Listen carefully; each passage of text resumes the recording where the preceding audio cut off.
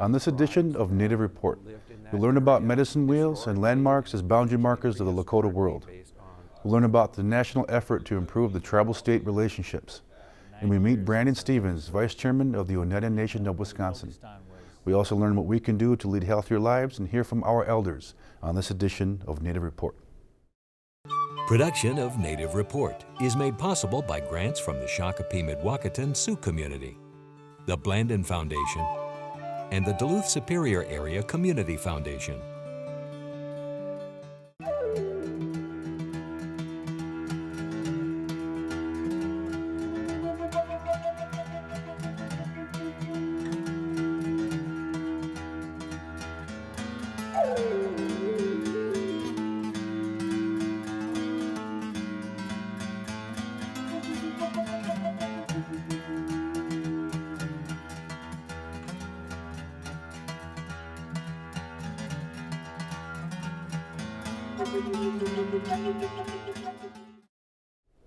Welcome to Native Report. I'm Ernie Stevens. Medicine wheels are understood to be metaphors for Native knowledge and have religious, astronomical, and territorial significance. One researcher postulates that based on historical and ethnological information, there is a large-scale sacred hoop that defines the physical boundaries of the Lakota world, located on the northern plains.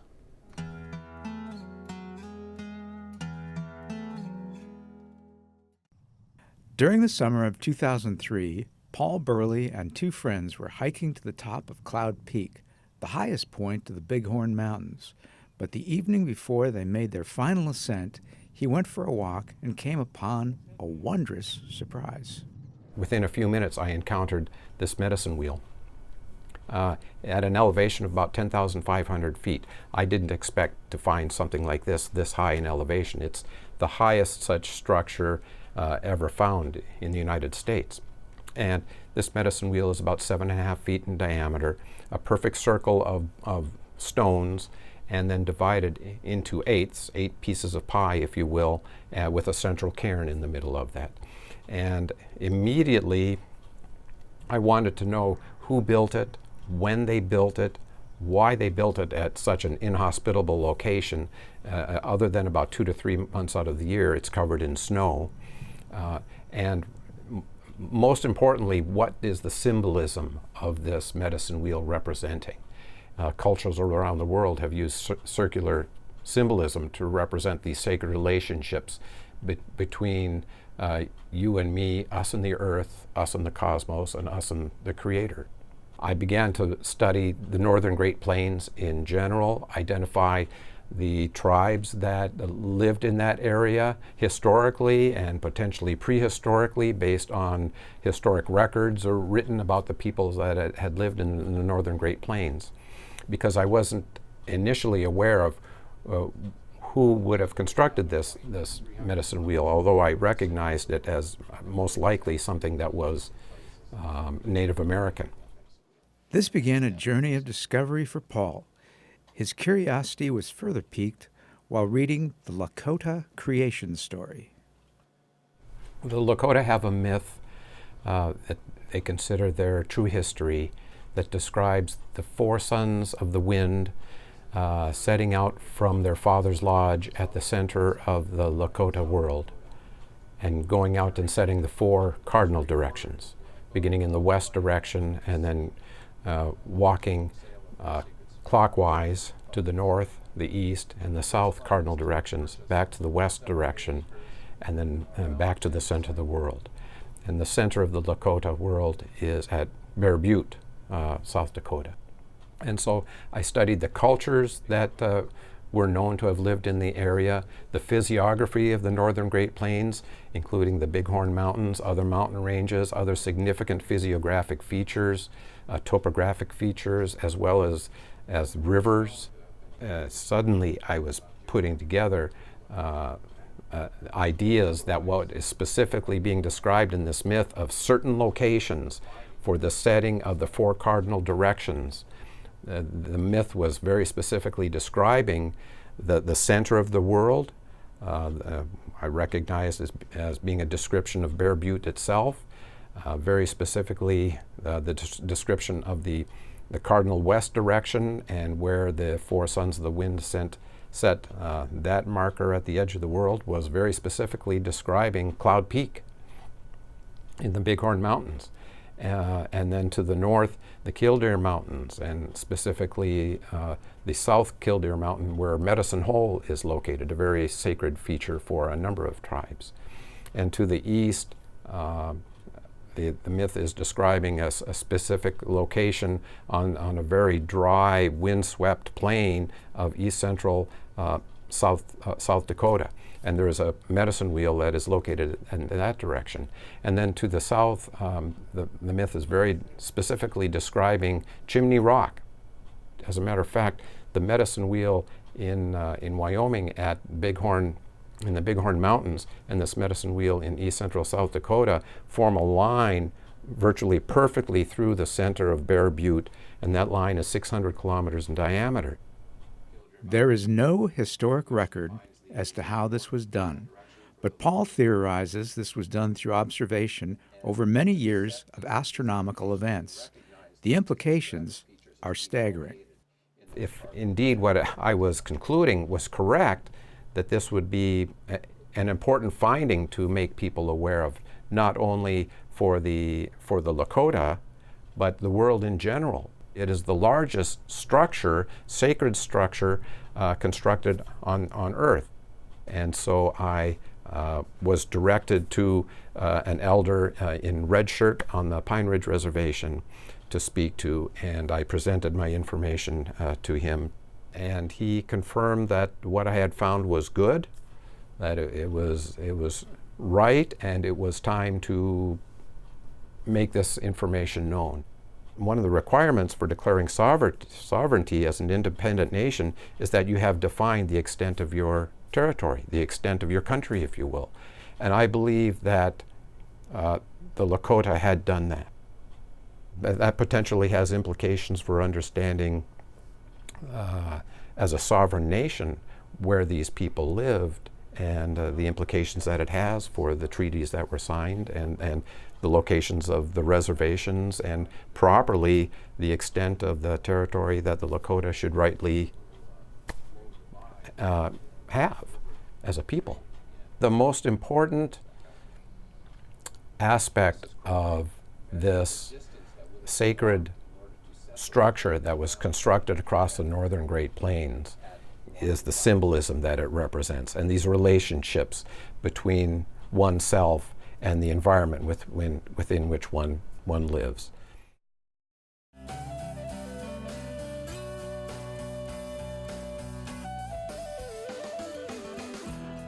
Christopher follows the ways of the Jedi, and he asks, Dr. Vinio, what do the different stages of chronic kidney disease mean? This is a good question. One of the primary measures of overall kidney function is the GFR, or glomerular filtration rate. The word glomerulus is derived from the Latin word glomus, which means ball of yarn. The glomerulus is the microscopic unit in the kidney where filtration takes place, and the kidneys filter blood to get rid of waste products. The glomerulus does resemble a ball of yarn. Damage to the glomerulus allows it to leak protein into the urine. Urine protein, or microalbumin, is another measure of kidney function.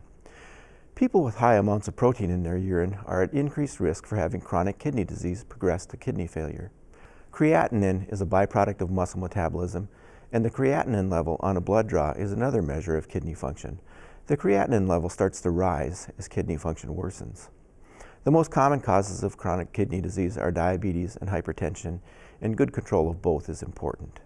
The glomerular filtration rate, or GFR, in healthy kidneys should be above 90 milliliters per minute per 1.73 meters squared, and is calculated based on blood creatinine test, body size, age, and gender. As kidney function worsens, the GFR numbers go down. Chronic kidney disease means this has to be present for at least 3 months. The stages of chronic kidney disease are: Stage 1, GFR greater than 90 with kidney damage and normal kidney function. Stage 2, GFR of 89 to 60 with mild loss of kidney function.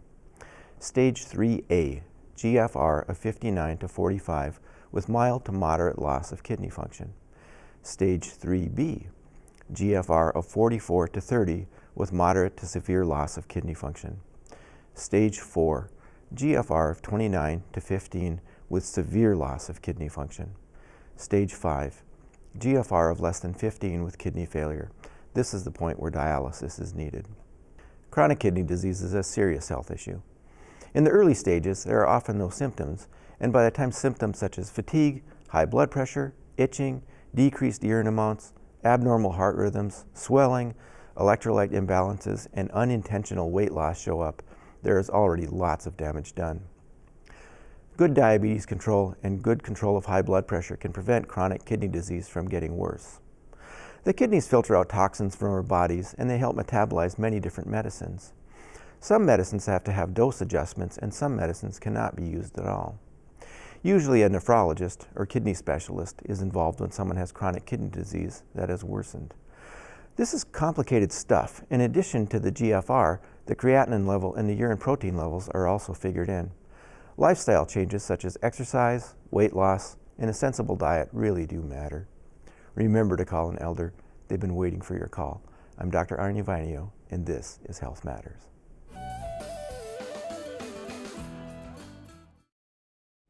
An informative session at the National Congress of American Indians Annual Convention and Marketplace in Milwaukee, Wisconsin closely examined strengthening the tribal-state relations and, in turn, tribal sovereignty. The afternoon session showcased Minnesota's award-winning tribal-state relations training and other similar training programs as potential models for other tribes and states to customize for their own particular needs.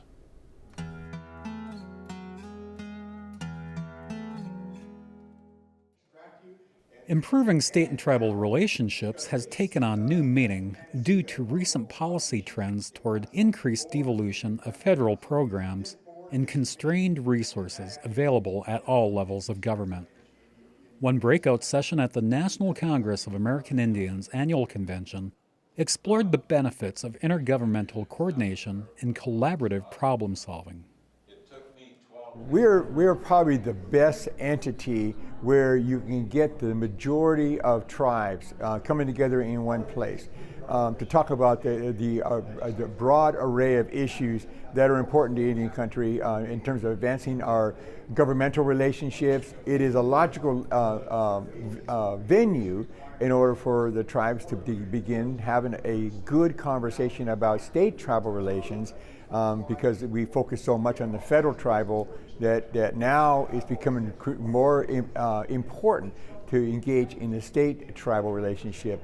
And there's often a misperception by many state legislators and even governors on the executive branch who think that they have authority over the tribes, that tribal affairs and tribal lands and reservations trust lands is in their jurisdiction.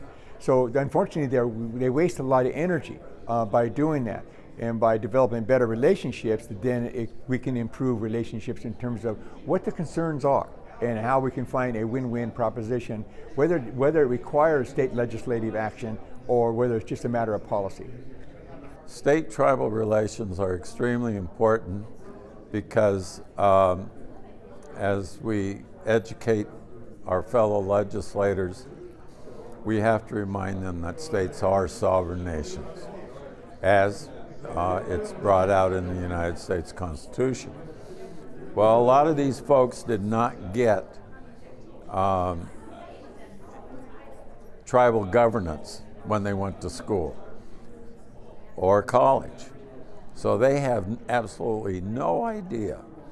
So when they pass laws or attempt to pass laws that infringe on tribal sovereignty, we have to stop that.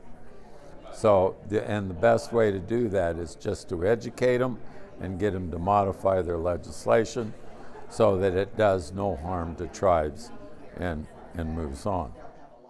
One prime example of how to conduct tribal-state relationship training is that conducted by Minnesota's tribes and state agencies aided by the University of Minnesota Duluth. But there were other examples explored during the session. I'm the Executive Director of the Governor's Office of Indian Affairs for the state of Washington.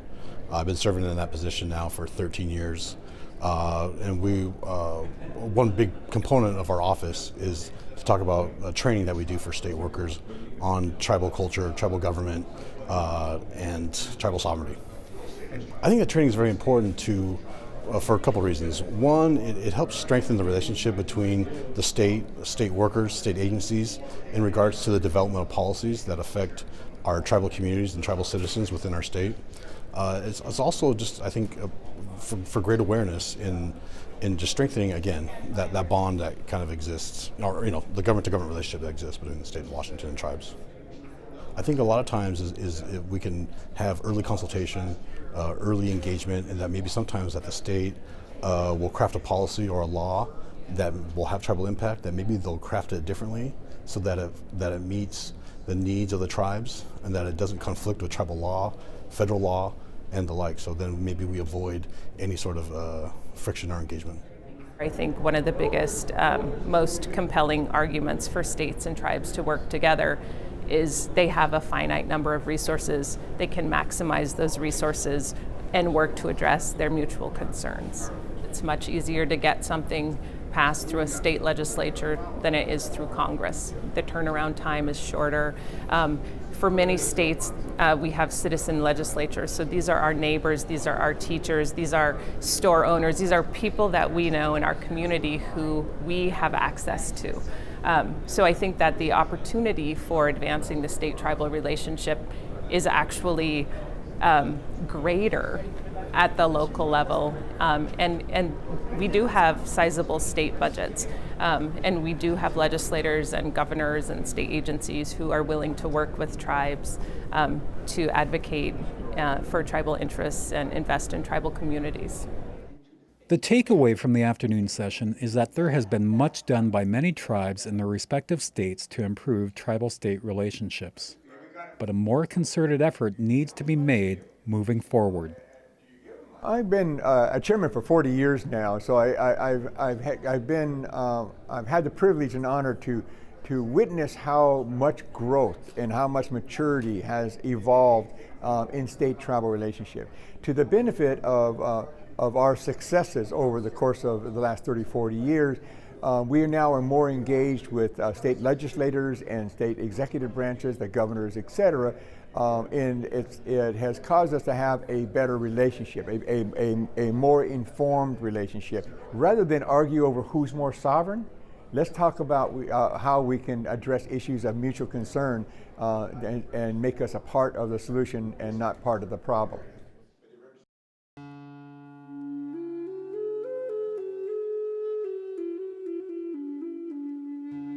We just decided, the AIM office was on Valich Street at that time, and I lived above it in a flat on top of above the AIM office. So, and it was kind of a big flat. I had a nice big living room, and we said, well, we'll start it right here. We'll start right in my living room. And they brought their kids, and then pretty soon other mothers were bringing. It was mainly mothers that were single parents, and we were all raising our kids on our own, and a lot of sons. We had sons, and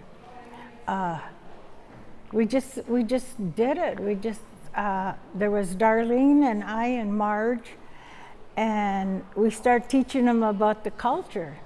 And I find out years later, after I go back to school myself and get my degree in social work, that human beings, they need to know who they are. They need identity. They need a sense of place, purpose, a sense of belonging. So that's what we started out, teaching them who they were, and doing the culture and the history as much as we could, as much as we knew. But we were also in the process of learning that and learning who we were.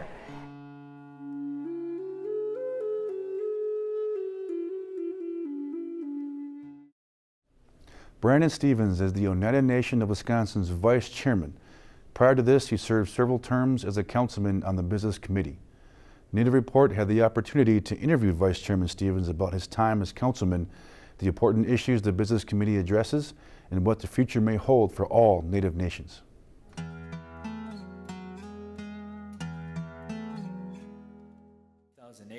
Brandon Stevens has served on the Oneida Nation of Wisconsin's business committee since 2008 and was elected as vice chairman in 2017. From day one, he has been an advocate for the nation. I've been on council for 9 years as a legislator, and what we focused on was strengthening our judicial system and giving it laws with the proper infrastructure to back it up. And we always felt in Oneida that to exercise jurisdiction effectively, you need to have infrastructure and to have defensible laws that can be tested in the Supreme Court, since they'll always be tested by local municipalities and state governments. So those were the things that we were really working on, is giving our judiciary substance. And over the last 9 years, we created and strengthened our judiciary. We've taken over jurisdiction over our children with our children's code and out-of-home placements. And so those are the things that we kind of worked on over the past 9 years. The role as a councilman is pretty clear about what our role is, and that's just to create legislation, amend our laws, strengthen our sovereignty, and expand our jurisdiction where we can. And the role as an executive and vice chairman is more of working on agreements with outside municipalities and being the voice and backing up the chairman in every aspect I can. And so how that changes is I'm more in the leadership role, moving the nation forward, making sure the nation is moving forward and understands what we're trying to do, and takes the burden off the legislative body on trying to communicate what they're doing. So I help as an executive to push our agenda forward. Another issue Brandon supports is for federally recognized tribes to develop and implement their own laws governing the long-term leasing of Indian lands for residential, business, renewable energy, and other purposes. With the adoption of the Hearth Act, we've worked on our leasing law regulations to effectively transfer titles over to tribal members in an effective fashion and help promote economic development. What really helped with that was just the fact that being a self-governance tribe, we were able to have a lot of those processes in-house, and being in the trust consortium with 3 other tribes allows us to put land in the trust in an expedited fashion, forwarding those self-governance funds to work on specifically our land to trust applications, which expedites that process significantly. We've been handling our own land management records, for a while now, and it really helped create the structure that we needed to continue a lot of the economic development that we're doing. Brandon also supports the mission of the National Congress of American Indians and the role the organization plays in helping tribal governments exercise their status as sovereign nations. Looking towards the future, it's essential that tribes look to diversify their businesses. We're looking at a shift in the next 20 to 30 years on our demographics and how our gaming operations are going to produce income that supplies all our governmental services. And so if that demographic ages out, what do tribes do, and what are they doing to prepare for that decrease or decline potentially in gaming revenues? And what are they doing? What is the administration doing to help us prepare for those type of activities when we won't have that as much possibly gaming revenues to support our tribal members' needs? With NCI is always making sure that Indian country's agenda is clear and strong, and with the new administration is finding that common ground on how we can access the administration and Congress and making sure their treaties and trust responsibilities are intact and are part of the conversation and not an Indian issue. It's a national issue that the government lives up to the responsibilities within the Constitution, But what it really does is also coordinate 567 tribes into one voice. And when we go to Congress, they understand that 567 tribes are on the same page and we have the same agenda. And it creates a stronger voice on a national Indian agenda. For more information about Native Report or the stories we've covered, look for us on the web at nativereport.org, on Facebook, and on YouTube. Thank you for spending this time with your friends and neighbors across Indian Country. I'm Ernie Stevens. Join us next time for Native Report. Rita Aspinwall is an enrolled member of the Fond du Lac Band of Lake Superior, Chippewa, and is an ICWA social worker with Fond du Lac Social Services. Ernie Stevens is a member of the Oneida Nation of Wisconsin and is a film and television producer.